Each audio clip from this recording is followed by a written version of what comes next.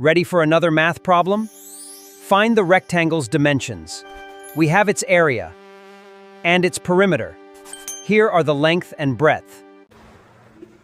आज का क्वेश्चन है the area of rectangle is 56 centimetre and its perimeter is 30 centimetre. Find the dimension of the rectangle. यहाँ पर ध्यान देने वाली बात है कि एरिया दिया हुआ है. जैसे एक फिगर मैं बनाता हूं, ध्यान दीजिएगा आप लोग.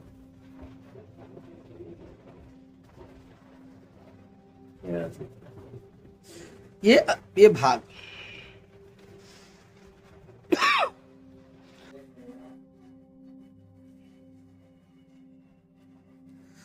ये भाग एरिया है. अंदर वाले भाग को एरिया कहते हैं जो दिया हुआ है 56 सेंटीमीटर स्क्वायर. और कहता है पेरीमीटर यानी ये लेंथ के सभी सम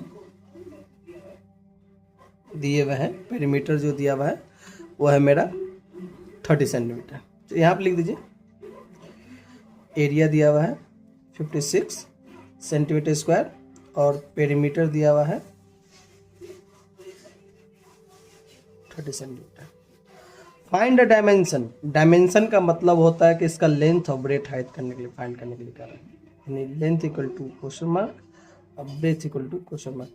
ना लेंथ दिया है ना ब्रेथ दिया है, फिर भी हमें फाइंड करना है एरिया और लेंथ और ब्रेथ फाइंड करना है. एरिया और पेरीमीटर दिया हुआ है. इसको बनाएंगे कैसे वो ध्यान दीजिए. इसको बनाना काफ़ी आसान है. सबसे पहले जो दिया रहता है उसी का फॉर्मूला लगाएंगे. एरिया दिया है उसी का लगाएंगे, पेरीमीटर दिया है उसी का फॉर्मूला लगाएंगे. आइए पेरीमीटर दिया है पहले लिखेंगे perimeter of rectangle equal to होता है 2 इंटू एल प्लस बी. याद रहे ये फॉर्मूला है. पेरीमीटर ऑफ रेक्टेंगल का फॉर्मूला है 2 इंटू एल प्लस बी यानी 2 into length plus breadth. Perimeter दिया हुआ होगा, देख लीजिए पेरीमीटर कितना दिया है 30 सेंटीमीटर. जी पेरीमीटर की तरफ लिखेंगे. पेरीमीटर 30 हो गया, ये 2 एल प्लस बी. ठीक है, 2 इधर आ जाएगा, मल्टीप्लाई में इधर आएगा, डिवाइड में हो जाएगा.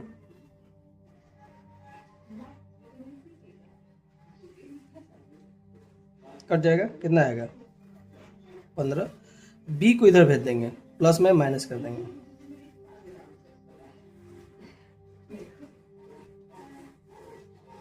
इसको कर देंगे इक्वेशन फर्स्ट. एल का वैल्यू आ गया 15 माइनस बी. अब लिखेंगे, ध्यान रहे हमको लेंथ और ब्रेथ फाइंड करना था. हमको लेंथ निकला है लेकिन एग्जैक्ट लेंथ नहीं मालूम चला, तो उस निकालने के लिए क्या करते हैं, जो फॉर्मूला दिया है, जो क्वेश्चन दिया है, जैसे पेरीमीटर दिया था, पेरीमीटर पर पुट करके किसी एक का वैल्यू निकाल लेना है. लेंथ चाहे ब्रेथ का, चाहे आप इधर पर लेंथ को भी भेज सकते हैं तो ब्रेथ रह जाएगा. लेंथ अब हम ब्रेथ को भेज दिए हैं तो इधर लेंथ रह गया है. ये लेंथ का वैल्यू निकला है. अब आइए हम लोग निकालते, किसी का भी भेज सकते, निकाल सकते हैं. भाई एरिया रेक्टेंगल होता है एल इंटू बी. ध्यान रहे ये फॉर्मूला होता है length into breadth. Area of rectangle यानी लेंथ इंटू ब्रेथ. ध्यान रहे area of rectangle length into breadth होता है. ध्यान रहे जैसे पेरीमीटर दिया था तो पेरीमीटर के साइड में पेरीमीटर लिखा था. एरिया है, एरिया दिया हुआ है, एरिया के साइड में लिखेंगे. एरिया कितना है मेरा 56 लिख देंगे. L into b. ध्यान रहे ये जो था लिख दिए. अब यहाँ पर आइए क्वेश्चन में एल कितना दिया हुआ है 15 माइनस बी. तो यहाँ पर लिखेंगे 15 माइनस बी एल के जगह पे. और फिर क्या है मेरा बी है. बी मल्टीप्लाई में है, इसको मल्टीप्लाई कर दीजिए. 56 इक्वल टू बी को 15 से मल्टीप्लाई कीजिए तो कितना आ जाएगा 15 बी. फिर माइनस का साइन माइनस दीजिए, बी इंटू बी कीजिए, क्या आ जाएगा बी स्क्वायर. अब इसके बाद आपको करना क्या है, इसके बाद आपको एक काम करना है कि जो हमारा यहाँ पर दिया हुआ है वैल्यू, उसको सब इक्वल के इधर कर देंगे. ये इधर आ जाएगा, क्या हो जाएगा, माइनस में है तो प्लस में हो जाएगा प्लस बी स्क्वायर. ये प्लस में है, ये हो जाएगा माइनस बी स्क्वायर. ये ऑलरेडी है, प्लस में है तो लिख देंगे. इधर कुछ नहीं बचा, यानी कुछ नहीं है यानी जीरो बचा. ध्यान रखिएगा कुछ नहीं यानी जीरो बचा. अब इसको फैक्टराइज करेंगे. क्या करेंगे, इसको फैक्टराइज करेंगे. तो ध्यान रहे मैंने फैक्टराइज करने के लिए मैंने एक वीडियो अपलोड कर दिया है कि किस तरह से फैक्टराइज किया जाता है. मैंने बारी बारी से स्टेप बाय स्टेप मैंने बताया है. वो आप वीडियो देख सकते हैं। करना कुछ नहीं होता है, पहले वाले को लास्ट वाले से मल्टीप्लाई करते हैं। पहले में वैल्यू कुछ नहीं है यानी 1 है, 1 को लास्ट में मल्टीप्लाई करेंगे कितना आ जाएगा 56। 56 को इस तरह से तोड़ना है कि जोड़ने और घटाने पे मेरा 15 आना चाहिए।